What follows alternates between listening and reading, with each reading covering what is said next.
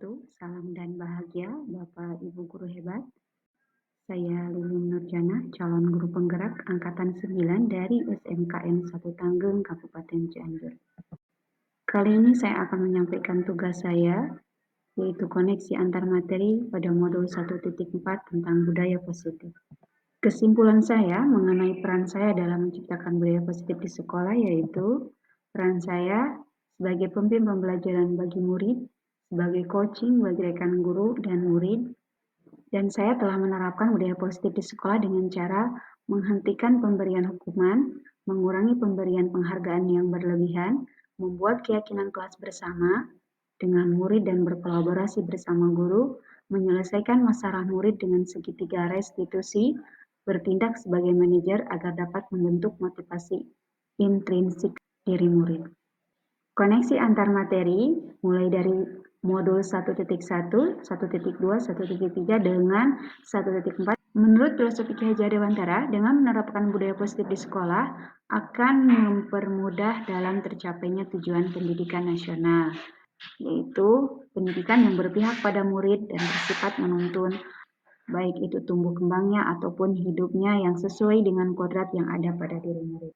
Nah, budaya positif pun dapat terwujud jika seorang guru memiliki nilai guru penggerak yang berpihak pada murid, mandiri, kreatif, kolaboratif, dan inovatif, serta berperan sebagai guru penggerak, yaitu mampu berbagi praktik baik, bertindak sebagai coaching bagi guru lain, mendorong kolaborasi antar semua warga sekolah dengan adanya keyakinan sekolah yang harus disepakati dan dijalankan bersama.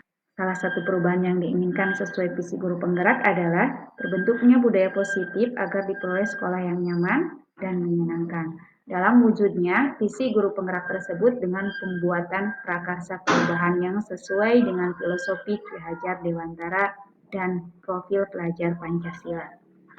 Refleksi saya setelah mengikuti kegiatan pembelajaran pada modul 1.4 ini, sejauh mana pemahaman Anda tentang konsep inti pada modul 1.4? Adakah hal menarik untuk Anda dan di luar dugaan?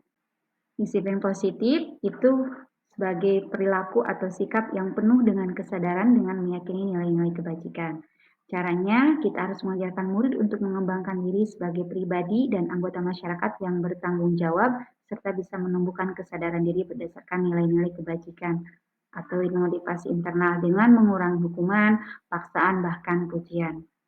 Motivasi perilaku yang terdiri dari 3, yaitu hukuman, penghargaan, restitusi. Ketiga, perilaku motivasi manusia ini kalau dikelompokkan menjadi motivasi eksternal dan internal. Untuk motivasi eksternal, yaitu berupa hukuman dan penghargaan yang datangnya dari luar.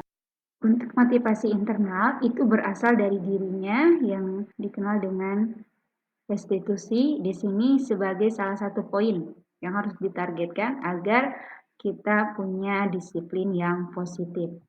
Nah, kita sebagai guru itu harus memiliki atau menumbuhkan motivasi internal. Kenapa? Hal itu akan menjadikan murid-murid kita untuk tetap bisa menghargai diri sendiri dengan nilai-nilai kebajikan. Caranya mengurangi hukuman, penghargaan, dan meminimalisir motivasi eksternal yang bisa tumbuh pada diri anak.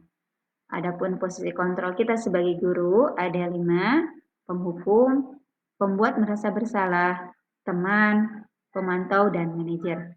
Kalau kita sebagai guru, kita dituntut untuk memiliki posisi kontrol sebagai manajer. Karena kita bisa berdiskusi bersama murid, mempersilahkan murid untuk bertanggung jawab atas perilakunya, mendukung murid untuk menemukan solusi atas permasalahannya, sehingga hal ini bisa bermanfaat mereka untuk menciptakan hal-hal yang positif, sehingga mereka bisa berhasil.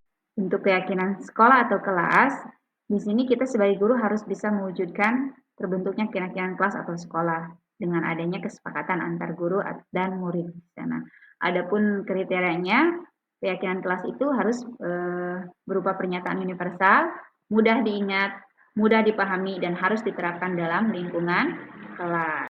Segitiga restitusi dalam penyelesaian masalahnya itu harus digunakan. Kenapa? Karena kita guru berperan sebagai manajer itu harus bisa membuat mereka, mencetak mereka untuk bisa lebih mandiri, bertanggung jawab, serta menghargai orang lain. Nah, di sini tahapannya ada 3, menstabilkan identitas, validasi tindakan yang salah, dan menanyakan keyakinannya. Adapun hal-hal yang menarik untuk saya dan di luar dugaannya itu ternyata 3 motivasi perilaku manusia yang salah satunya berupa penghargaan itu harus bisa dihindari dan dampaknya itu kurang baik karena bisa merusak hubungan, mengurangi ketepatan, menurunkan kualitas serta mematikan kreativitas bahkan bersifat menghukum. Perubahan apa yang terjadi pada cara berpikir saya setelah mempelajari budaya positif ini di sekolah? Saya menyadari posisi kontrol yang biasa saya lakukan adalah sebagai pembuat merasa bersalah. Nah, seharusnya saya selaku manajer itu harus bisa menangani permasalahan tersebut menggunakan segitiga restitusi. Pengalaman seperti apakah yang pernah Anda alami terkait penerapan konsep inti dari budaya positif ini di kelas maupun di sekolah? Saya menangani siswa yang terlambat datang, tidak menggunakan seragam sesuai jadwalnya. Saya tangani menggunakan segitiga restitusi dengan cara menstabilkan identitas terlebih dahulu, validasi tindakan yang salah sampai menanyakan keyakinan kepada mereka masing-masing. Bagaimanakah perasaan Anda ketika mengalami hal-hal tersebut? Saya jadi merasa termotivasi untuk memperbaiki diri sendiri dan saya berusaha untuk menerapkan nilai-nilai budaya positif tersebut di sekolah. Menurut Anda, terkait pengalaman dalam penerapan konsep tersebut, hal apa saja yang sudah baik, adakah yang perlu diperbaiki? Hal baik menurut saya sudah mulai munculnya motivasi internal pada murid untuk mau melaksanakan budaya positif yang sesuai nilai-nilai kebajikan dan itu mereka yakini. Yang harus diperbaiki adalah posisi guru sebagai seorang manajer. Sebelum mempelajari modul ini, ketika berinteraksi dengan murid berdasarkan posisi kontrol, posisi manakah yang paling sering Anda pakai, manakah perasaan Anda setelah mencari modul ini, posisi apakah yang Anda pakai, dan bagaimana perasaan Anda sekarang, apakah ada perbedaannya? Posisi kontrol saya sebagai pemberi merasa bersalah. Perasaan saya saat itu diliputi merasa bersalah karena membuat murid saya menjadi takut bahkan acuh. Setelah mempelajari modul ini, saya mulai menerapkan posisi manajer dalam penyelesaian masalah. Perasaan saya jadi lebih tenang, mulai menyadari pentingnya komunikasi yang efektif, yang tentunya untuk menumbuhkan rasa tanggung jawab pada diri mereka sendiri. Sebelum mempelajari modul ini, pernahkah Anda menerapkan segitiga restitusi ketika menghadapi suatu masalah? Jika iya, tahapan mana yang Anda praktekkan? Bagaimana mempraktekannya? Pernah, namun saya hanya menggunakan satu tahap saja, yaitu menstabilkan identitas dengan cara memberikan pertanyaan, menginformasikan bahwa setiap manusia itu pasti pernah melakukan kesalahan. Selain konsep yang disampaikan pada modul ini, adakah hal yang menurut Anda penting untuk dipelajari dan dapat menciptakan budaya positif, baik itu di sekolah maupun di kelas? Hal lain yang penting dipelajari adalah melakukan komunikasi dan kolaborasi antara warga sekolah dan juga orang tua. Agar apa? Budaya positif ini bisa dilakukan baik di sekolah maupun di rumah, sehingga bisa menjadikan sebuah karakter atau kebiasaan saat mereka berada dimanapun. Sekian, semoga ada manfaatnya. Terima kasih. Wassalamualaikum warahmatullahi wabarakatuh.